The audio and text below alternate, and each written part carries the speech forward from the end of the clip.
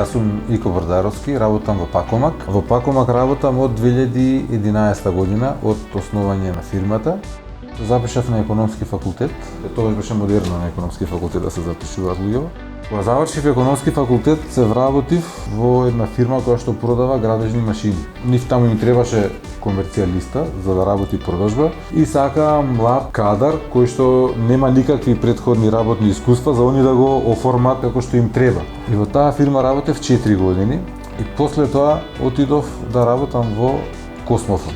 Им изгледаше голема фирма, корпорација, телеком индустрија, високи плати и така натаму.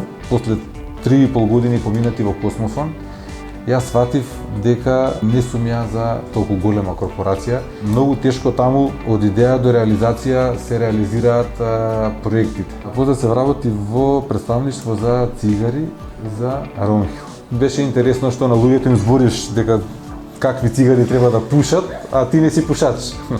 Таму веќе имав некои 8-9 години работно искуство.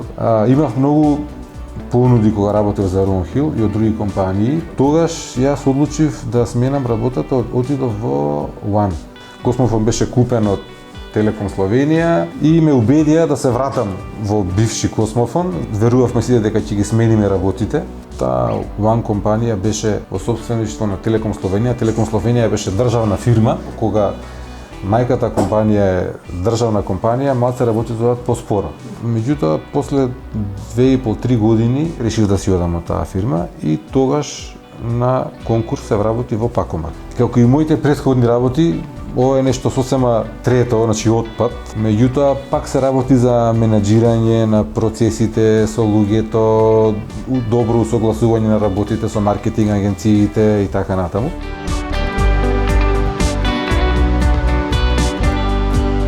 Еден работен ден во Пакомак почнува како секој нормален работен ден. Се доаѓа на работа, се разменуваат искуства со колегите, до кај сме со некои проекти кои што се во тек, дали има некакви тековни проблеми кои што треба да ги решаваме, дали некоја твоја работа зависи од некој друг колега, па треба заедно да ја сработиме, да видиме, да седнеме, да поработиме на тоа заедно.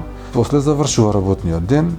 Најдобро е, значи, кога работата нема да ја носите дома, и ја не сакам да ја носам работата дома. Тоа не значи дека дома кога ќе дојдам не мислам на работата, него дома сакам да мислам на некои нови работи кои што би ги имплементирал во Пакомак за да се качиме една скала погоре, а не она што е постоечко, тековно да го носам дома да работам, бидејќи дома па треба да бидеш со фамилијата, со жена, со деца, со пријатели, си посветиш малце време и на себе и да добиеш инспирација за нешто ново што би го имплементирал во тековното работење, за да бидеш инвентивен, иновативен и да се издвојуваш од другите.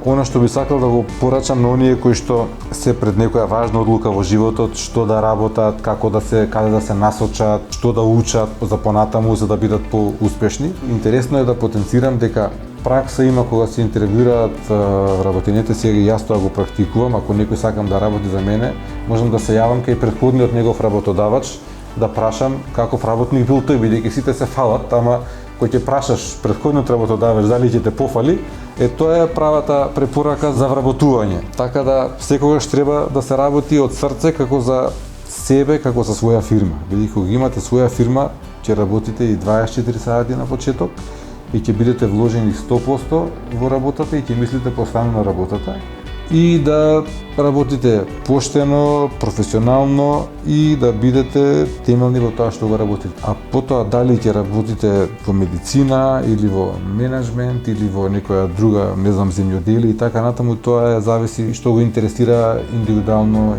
човек.